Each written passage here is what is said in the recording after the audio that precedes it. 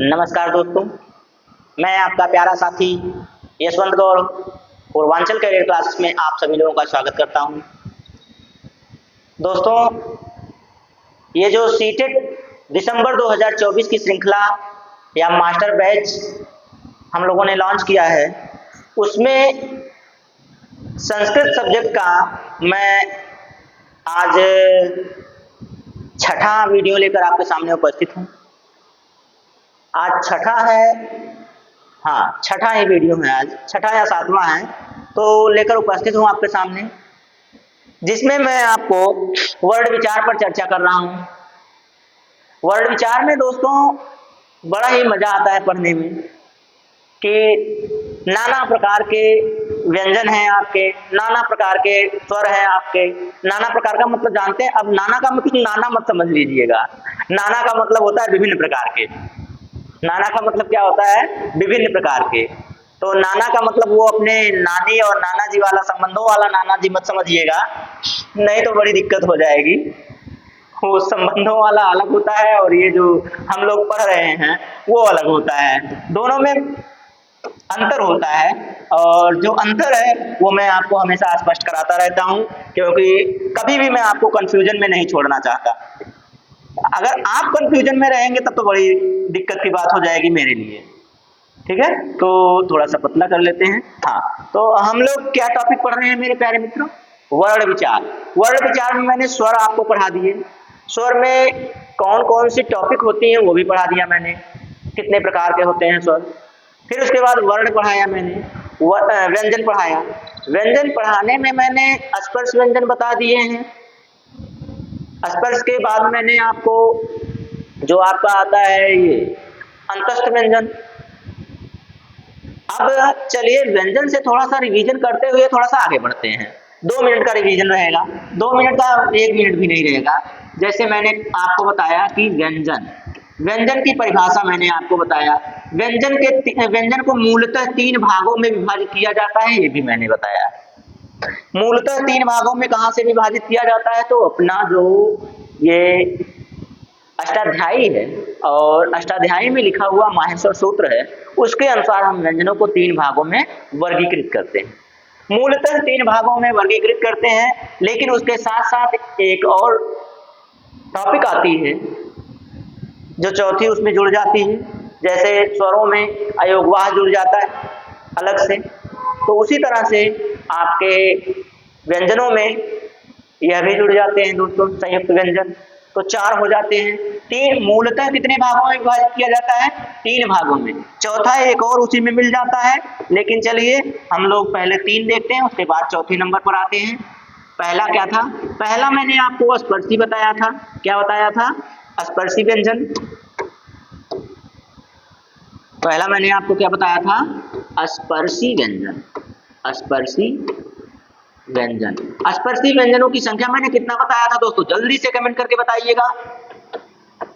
तो ये रहा 25। अच्छा, मैंने 25 नहीं 5 लिख दिया, ये हो गया 25। कितने व्यंजनों की संख्या कितनी है स्पर्शी? तो 25 मैंने टोटल बताया था।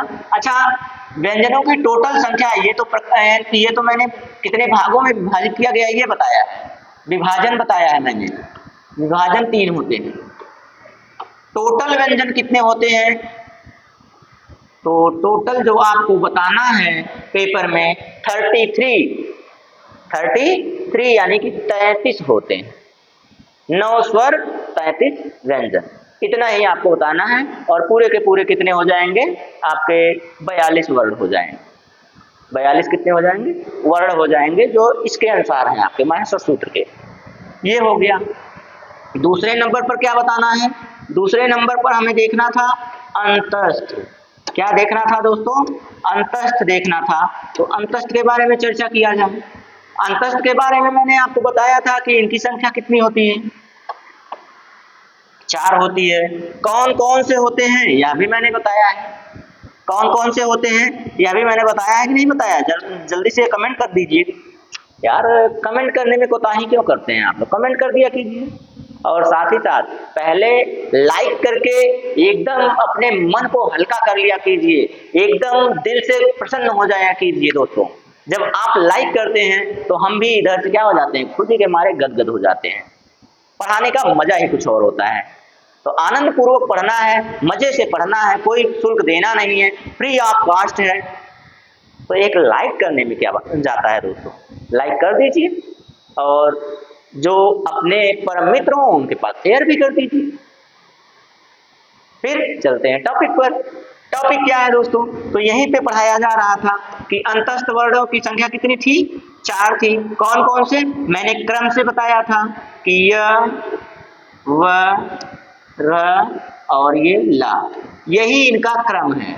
यही इनका क्या है दोस्तों, क्रम है। और यही आपसे पूछा भी जाता है पेपर में, पेपर में यहाँ से पूछा भी जाता है।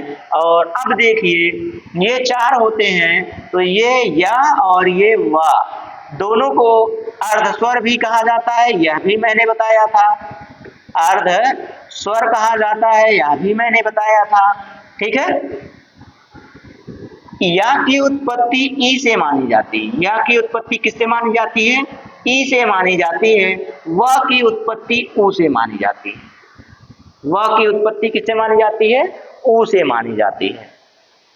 अब मैंने इसके बाद आपको यहाँ तक बता दिया था। इसके बाद मैंने आपसे कुछ प्रश्न पूछे थे जो कमेंट वर्क के लिए था आपके, तो आपने कमेंट अभी तक नहीं किया दोस्तों। इससे आप क्या करते हैं, अपने आप को कैसा महसूस करते हैं, लापरवाह। मैंने आपको 4 शब्द दिए थे। एक मैंने कहा था उत्क्षिप्त वर्ण बताइए, उत्क्षिप्त, उत्क्षिप्त व्यंजन बताइए या वर्ण कौन है, उसे बताना था। दूसरा मैंने आपसे पूछा था कि प्रकंपित वर्ण किसे कहते हैं, प्रकंपित वर्ण किसे कहते हैं। उसके बाद मैंने आपसे कहा था लुंठित वर्ण किसे कहते हैं, लुंठित, लुंठित वर्ण कौन सा है। उसके बाद मैंने आपको कहा था कि कांकल्य वर्ण कौन सा होता है, कांकल्य वर्ण या व्यंजन। अब व्यंजन कहिए या वर्ण कहिए, ये आपके ऊपर निर्भर है। ये 4 मैंने आपसे पूछा था, चारों का कमेंट आपका किसी का सही आया है, किसी का गलत आया है। तो आज मेरे साथ रहकर आप इनको सीख लीजिए कि उत्क्षिप्त वर्ण कौन से होते हैं और प्रकंपित कौन से होते हैं, लुंठित कौन सा होता है और कांकल्य वर्ण कौन सा होता है। ये चारों आपको जानना है, ये चारों के चारों। और एक इसी में जोड़ लीजिए, चलिए जोड़ने से पहले हम आपको बता ही देते हैं, उसके बाद जोड़ते हैं। उत्क्षिप्त का मतलब दोस्तों ये जो होता है ड़ और ढ़, क्या कहते हैं, ड़ और ढ़, अड़ा नहीं, ड़ नहीं, ये होता है ढ़। और ये क्या होता है, ये ड़ होता है, ड़ होता है ड से निर्मित होता है। तो इसके 2 गुण होते हैं, इनके क्या होते हैं, 2 गुण होते हैं दोस्तों, द्विगुण भी कहलाते हैं। क्या कहलाते हैं, द्विगुण भी कहलाते हैं। तो इन्हें द्विगुण भी कहा जाता है, द्विगुण व्यंजन भी कहा जाता है। किनको कहा जाता है, ड़ और ढ़।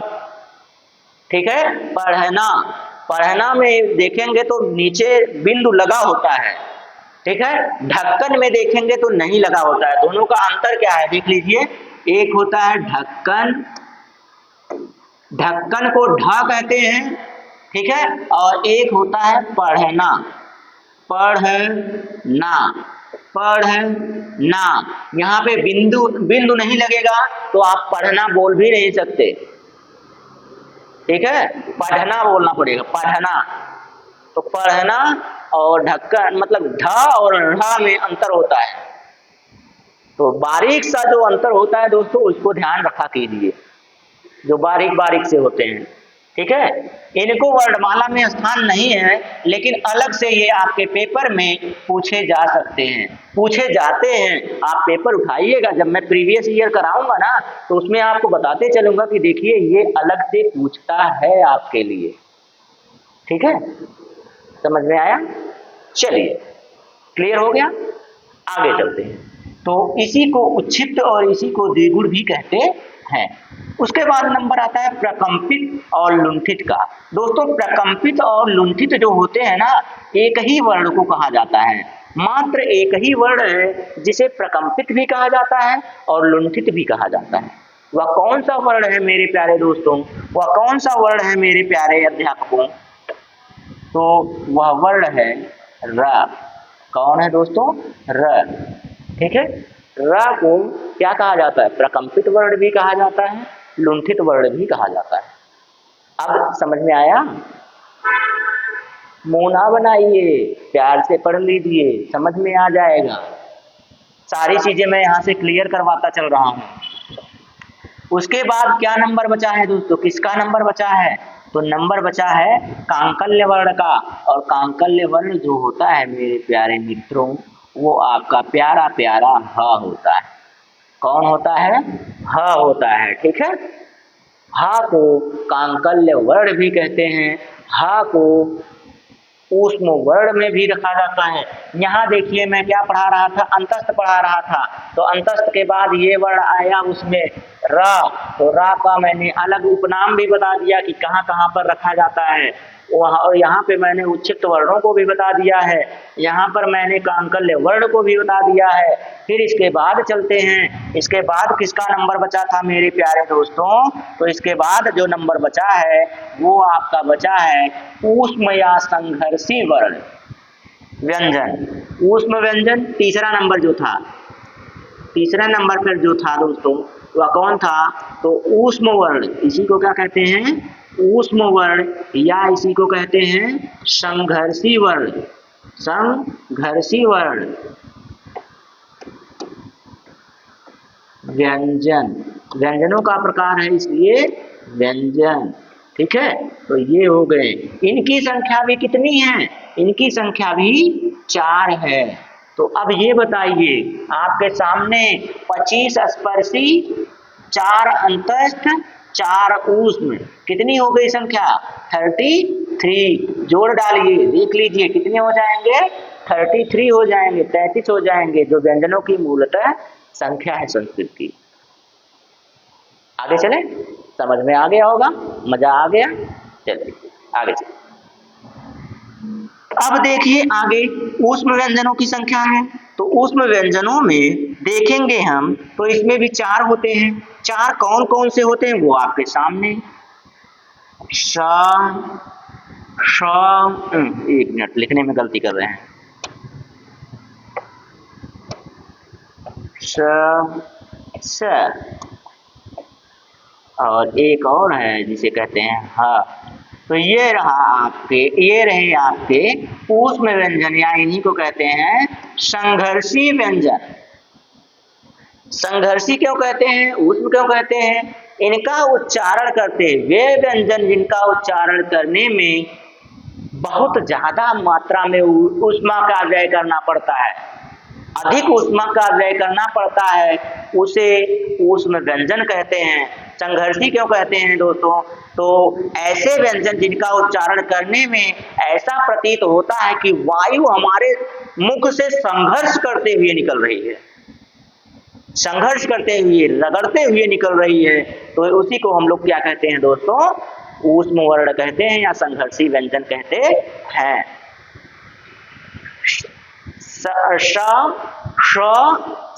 शुद्ध उच्चारण है इनका। क्या उच्चारण है दोस्तों? श। इनका शुद्ध उच्चारण लोग कर नहीं पाते हैं, स बोल देते हैं। अरे स नहीं होता है, इनके उच्चारण स्थान के अनुसार इनका उच्चारण किया जाता है। तो अब इनके उच्चारण स्थान के नाम पर इनके शाखा नाम होता है। अब ये छोटा सा, बड़ा सा, मूर्धन्य सा, ये वाला सा, मूर्धन्य सा, खट्टी सा, ये भूल जाइए।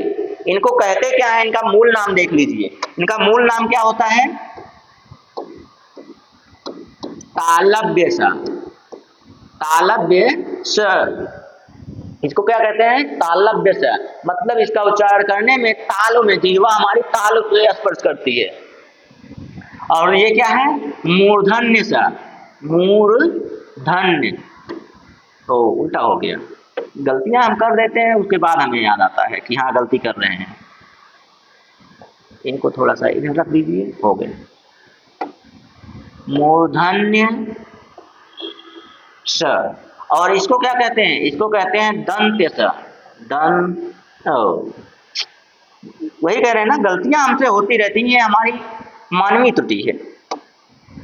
दंत्य स, ये दंत्य हो गया। अब इसी को यहाँ पर अभी मैंने जो पहले ही आपको बता दिया कि इसको क्या कहते हैं, कांकल्य वर्ण।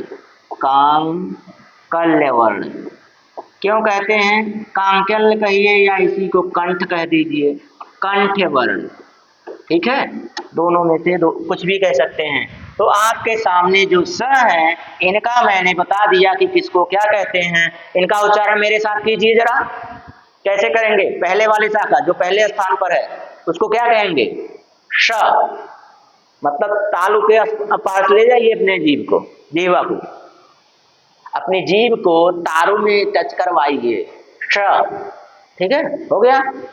फिर उसके बाद जब दूसरा वाला सा की बात आती है, श, ऐसे बोलेंगे लगता है ख बोल रहे हैं, इसलिए कहते हैं खट्टी सा।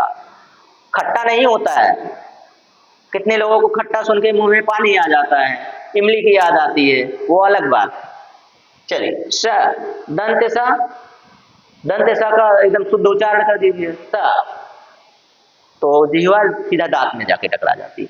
हाँ बोल रहे हैं, देखिए कंठ, कंठ से सीधा हवा बाहर चली जा रही है। किसी के सामने बोल दीजिए, उसके मुंह पर चली जाए वायु, ऐसा मत किया कीजिए, हाथ सामने लगा लीजिए, ये गलत बात है। तो ये हो गए आपके ऊष्म वर्ण।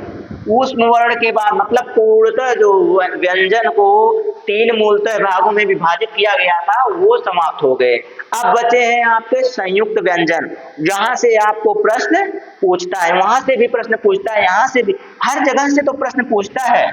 जितनी चीजें पढ़ाते हैं वहां से प्रश्न पूछा जाता है, बाकी जो चीजें नहीं पढ़ाएंगे समझ लीजिएगा कि नहीं पूछा जाता है। अब इसके बाद कौन बचा है, संयुक्त व्यंजन।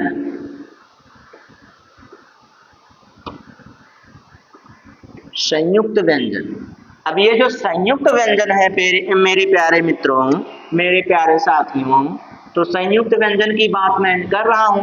तो संयुक्त व्यंजन की संख्या कितनी होती है पहले यही बता दीजिए, क्योंकि संस्कृत और हिंदी में लोग कंफ्यूज रहते हैं कि कितनी संख्या होती है इनकी। तो इनकी संख्या जो होती है दोस्तों 3 होती है। संस्कृत में संयुक्त व्यंजनों की संख्या 3 होती है, हिंदी में 4 होती है। जानते रहिए, कंफ्यूजन में आकर इसका उसका कर देते हैं, मामला वहीं पे समाप्त हो जाता है पेपर में। और जब घर आते हैं कहते हैं मैंने तो सही किया है, लेकिन जब आंसर की मिलाते हैं तो टाटा फिश पत्ता साफ, कहते हैं मेरा सही था गलत कैसे हो गया। तब समझ में आता है जब उसकी व्याख्या आप हम लोगों से फिर आंसर की में देखते हैं, तब समझ में आता है ओ ऐसी गलती हो गई हमसे। ऐसी गलती ना कीजिए, ऐसी गलती करेंगे तो फंस जाएंगे। तो कौन कौन से होते हैं दोस्तों देख लीजिए, क्षत्र और एक होता है ज्ञान। एक क्या होता है, ज्ञान। तो ये होते हैं। तो अब इसके देखिए, इनको संयुक्त व्यंजन क्यों कहा जाता है, क्योंकि ये एक से अधिक व्यंजनों से मिलकर बने होते हैं। एक से अधिक व्यंजनों से मिलकर बने होते हैं, इसलिए इनको संयुक्त व्यंजन कहा जाता है दोस्तों। तो आइए देखते हैं संयुक्त व्यंजन जो हैं किससे किससे मिलकर बने होते हैं। तो देख लीजिए किनसे किनसे मिलकर बने होते हैं। क प्लस श प्लस अ, ये इनका मूल रूप से क्या है, मूल रूप से विच्छेद है। तो दोस्तों इतना समझिएगा, पेपर में ऐसे भी पूछता है, इसीलिए मैं सारी चीजें पढ़ा रहा हूं। इतना ठह ठह के, इतना रुक रुक के, इतना हौले हौले आपको क्यों पढ़ा रहा हूं, इतना प्यार से क्यों पढ़ा रहा हूं।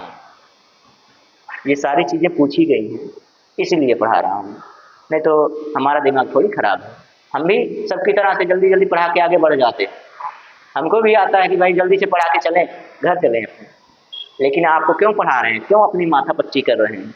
क्योंकि यहाँ से प्रश्न बनते हैं, इसीलिए।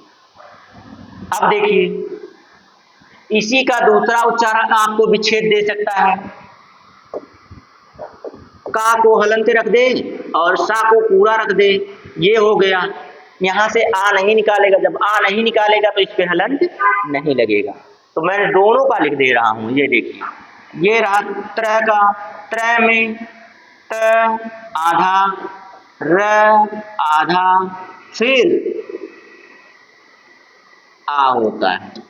अब जानते हैं ये बिना स्वर के व्यंजन लिखे ही नहीं जाते हैं, पढ़े ही नहीं जाते हैं, तो लिखना ही पड़ेगा। फिर उसके बाद ज्ञ की बात करें, ज प्लस या। कितने लोगों को पता था दोस्तों, कितने लोगों को पता था कि ज्ञ में गा नहीं होता है, ज्ञ में गा नहीं होता है, ये ज्ञ होता है। क्या होता है? ज्ञ होता है, लेकिन पढ़ा ज्ञ जाता है। यहाँ कहीं गा दिख रहा है? जब गा दिख नहीं रहा है तो आप उच्चारण कैसे करते हो उसका? यहाँ देखिए क, क्ष, क्ष, जब इसको उच्चारण इसका क्या होता है? क्ष होता है, लेकिन आप लोग बोलते क्या है? क्ष, छा बोलते हैं। छा तो चा छा वाला छा होता है ना, दोनों में अंतर समझिए, अंतर समझिए दोनों में। ये छा होता है, ये क्या होता है? क्ष, क्ष, छा वो होता है, ये होता है क्ष। दोनों में अंतर समझ लीजिए। इतना बढ़िया से दोस्तों बहुत कम ही लोग बताते हैं आपको। चलिए इन दोनों, इसका देख लेते हैं दूसरा वाला रूप। इसका दूसरा रूप क्या है? कई रूप हैं इनके, बहुरूपीय हैं ये सब। ये सब क्या है? बहुरूपीय हैं। बहुरूपियों को ध्यान दिया कीजिए। जा पे हलंत लगाइए और यहाँ लिख दीजिए। जब यहाँ पे हलंत ना हो तब समझिएगा कि ये यहीं पे समाप्त किया गया है, यहाँ पे हलंत हो तो समझिए आगे भी गया है। ये तो विकल्प से आपको पता चलेगा कि कौन सा विच्छेद किया गया है वहाँ पे। ठीक है, तो कई बार प्रश्न में यहाँ से बने हुए हैं, इसलिए मैंने आपको बताना जरूरी समझा। तो संयुक्त व्यंजन भी समाप्त हो गए, व्यंजन भी समाप्त हो गए, बाकी आपके स्वर समाप्त हो गए, वर्ण समाप्त हो गए, कोई बचा तो नहीं लग रहा है। व्यंजन की आधी मात्रा गिनी जाती है, ये मैंने आपको बताया ही हुआ है। व्यंजनम च अर्धमात्रिकम, व्यंजनम च अर्ध मात्रिकम, व्यंजन की आधी मात्रा होती है। ठीक है, ह्रस्व स्वरों की एक मात्रा, दीर्घ स्वरों की 2 मात्रा, प्लुत स्वरों की 3 मात्रा, व्यंजनों की आधी मात्रा, ये जानते रहिए तो बहुत फायदा होगा आपके लिए। ह्रस्व स्वर की कितनी मात्रा? ह्रस्व की मात्रा 1 होती है, 1 मात्रा गिनी जाती है इनकी।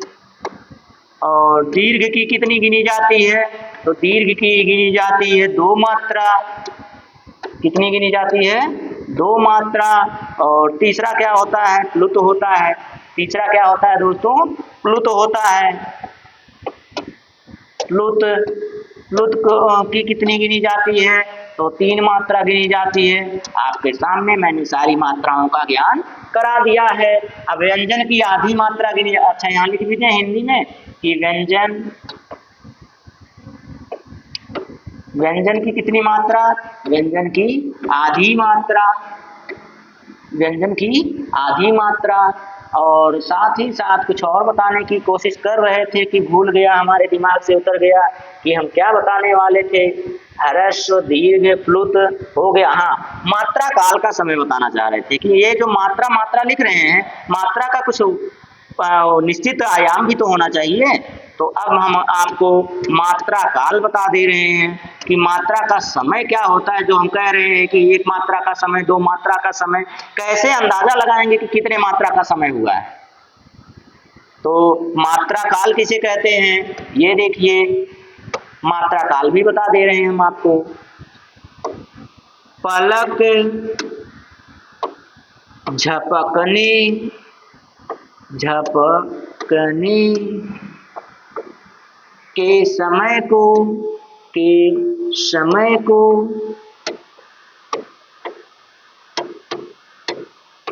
एक मात्रा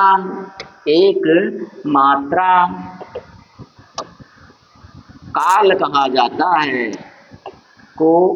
एक मत लिखिएगा, मात्रा काल कहा जाता है। ठीक है, तो अब इतना समझ जाइएगा, कहा जाता है।